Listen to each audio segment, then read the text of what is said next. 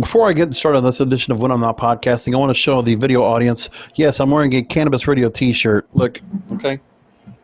CannabisRadio.com. Right there. See it? There you go. CannabisRadio.com. Wanted to make sure everybody saw that. If you're wondering what this is behind this, because I have this microphone in front and it comes up on the anchor here, so I can actually have it in front of me when I do this.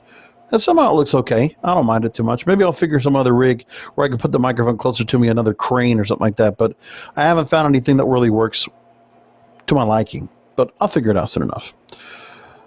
Sports announcing. Now, we don't have any real sports that are going to have a lot of announcers and live crowds and all the good stuff. It's going to start picking back up. NBA starting to come back up July 30th. Major League Baseball is going to get themselves a 60-game season to come up very soon, so they'll get to play that. They're all going to play themselves in a bubble with no crowd. We'll figure something out. Now, they already have the Barclays League. Soccer's already started up with no crowds. They got crowd noise being pumped in. We got NASCAR coming back. And, golf is back. So a few things are trying to work their way back within the pandemic, which, of course, everybody's scared because of the cases. But, come on. It's what it is. I mean, I want to see if the cases that are positive, that is spiking right now in a number of states around the country, if that leads to deaths.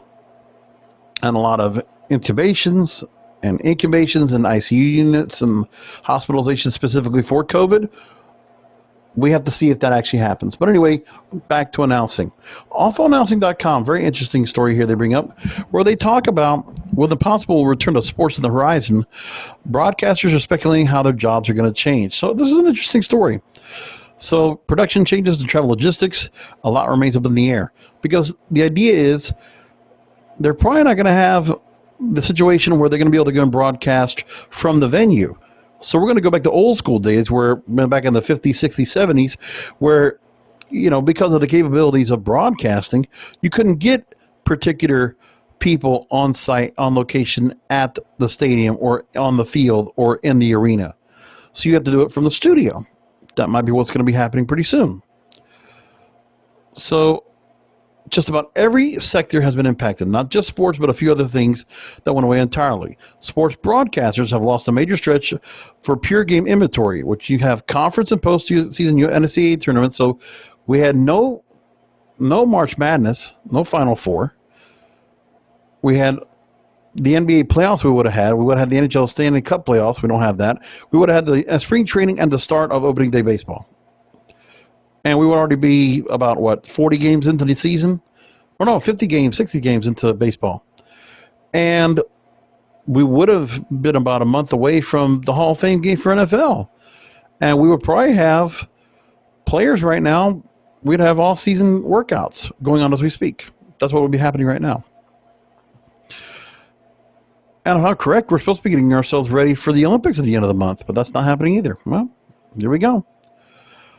So now there's a possible return of sports on the horizon. The NBA's finalized this return, and they're moving ahead. It'll be in Orlando at Disney's Wide World of Sports. And here's what we got. PG Tour's back on their third week. NASCAR, IndyCar, Formula One are all back, or planning to be back. NWSL will return for the tournament in Utah. European soccer's back. But sports isn't going to come back the way it was before. So they're already having to adjust. Sports Illustrated, Ross Dellinger interviewed a lot of different sports broadcasters about how things would change. Tom Hart, who does play-by-play for college football and college baseball, said, I have a positive outlook that we're going to have a college football season, but I think it's going to look different than any other season we've ever seen. Get comfortable being uncomfortable. And they ask, what will the broadcasting booth look like? Can you wear a mask and call a game properly? And who really expects to adhere to social distancing in a TV truck? TV producers are expecting a significant increase in remote broadcasts, a way to avoid travel, saving on costs, limiting health risks. But we'll be really calling big-time college football games from the living room couch. Will networks use skeleton crews, cutting broadcast teams in half? And will there be remote versus location, masks or no masks? And other issues have to be addressed. And broadcasters and producers are going to have to change some fairly fundamental routines. So now, some of them are talking about the flight schedule, which does make sense. Scoring plays and third down stops. TV crews highlight the rabid student sections, marching bands, sign-holding fans. And of all the things to worry about, one of the producers for ESPN says this is something that keeps them up at night. Dave Pasch, who does on-air for ESPN, college football, basketball, and the NBA, when you don't have a big crowd, quote, when you especially don't have a big crowd, you lay off and you don't talk after a big play. You might not have that. And if you're in the stadium without fans, you create a makeshift booth in the stands to make for more room.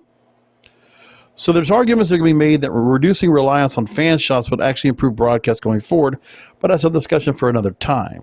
The entire Sports Illustrated piece mentions all this, and I'll pull the story up real quick for everybody to go and check out for themselves. So Sports Illustrated reports on this, and listen, I get where they're coming from with feeling concerned about all this, but, what are you going to do? Now, broadcasters, and hundreds of them are out of work. Freelance TV crews have lost up to 70 events. And the thing is, hey, this is a big, hard-hit part as broadcasters, the people behind the scenes. We've talked about it here on this program. So now, in this as well, here's one of the things you got to think about is that broadcasters are the people that are working in sports. When you have these crews that are working in different major cities, they usually are outsourced to work for a network, and they're brought in from another agency to go ahead and cover the game. So announcers, crew members are paid by the event. Per game rates could be $300 to $1,000 per event. And so you have where some of these broadcasters are paid by the game, and when they're not able to do those games, those are literally out. One of the broadcasters here estimates 90% of what's being paid were single game rates, while the other 10 are covered through league and network contracts. So this one of these particular sportscasters mentioned he had 75 games on his schedule from mid-March through June, roughly 1/3 of his income. And that's where we are. Now, most high-profile broadcasters were not impacted. They're under contract as full-time staff members. Some full-timers missed additional income because their contracts were structured to allow extra pay for games. They work beyond what their contract requires. And freelancers also got a gift from the network. ESPN paid crews for events they were scheduled to work through mid-April, about a month in. So at least they did that. But, again, unemployment and stimulus is where they're going to have to live off of. And that's what they're stuck with. So broadcasters use the downtime in a number of ways. You have people trying to call games with a mask, recording himself, listening back to hear what it sounds like, a muffled rumble if you're trying to do something with a mask. And some broadcasters, to keep their voices sharp, have recalled old games while watching them on their TV or computer. A few have evaluated their own broadcasts, listening to them, to their calls, in an effort to improve their quality. How about that, huh? If broadcasts lean more remote in the future, then you have some that might have a broadcast studio in their basement where they can go and call games, or they might be able to go to a studio and they'll just have to be socially distanced with a light skeleton crew. In a remote production, a network might travel 2 or 3 crew members to a game. Cameramen are often hired locally. Play-by-play and analysts are either watching from a feed in their own homes or a studio. Production trucks are not in a TV truck or press box booth, but are in remote broadcasting studios or in a hub. So it'll be from the studios like either ESPN or Fox or whatever. Then you won't have any sideline people, which I don't know if that really hurts too much. So the lack of a crowd will throw a cog into television production. Broadcast can include dozens of crowd shots per game. Well, they're just going to be on the field. It's going to be like the 50s and 60s. Very limited, because it won't be because they can't have the extra views or the technology. They just won't have it the way it was because they have to work under this environment. So everything's going to be under a biodome for as far as we know. And all these people that are going to be broadcasting, it's going to be like, they're just not there. And they'll have to try to make it wing like it sounds like they're there. I don't really like it so much, but people need sports to come back. We can't people need sports. Sports is an important part of people's lives. And I'm hopeful that maybe I'll get to go and watch football someday. Get to watch it this season.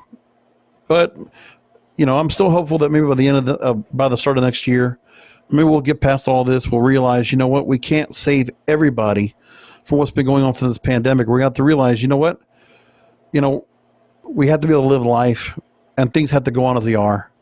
We're not going to get to a point where the death toll is down to like one person in America or zero, and they think there's going to be a vaccine that's going to fix everything. Well, can't expect that either. But there is going to be a point where people are going to realize this is not going to be a fixable situation, but it's manageable. And that's at least what we can expect. And if everybody can realize we can go outside and not be afraid to be, of something bad happening to us, well, things bad can happen to us all the time. We already know that. This is just another thing to add to the book.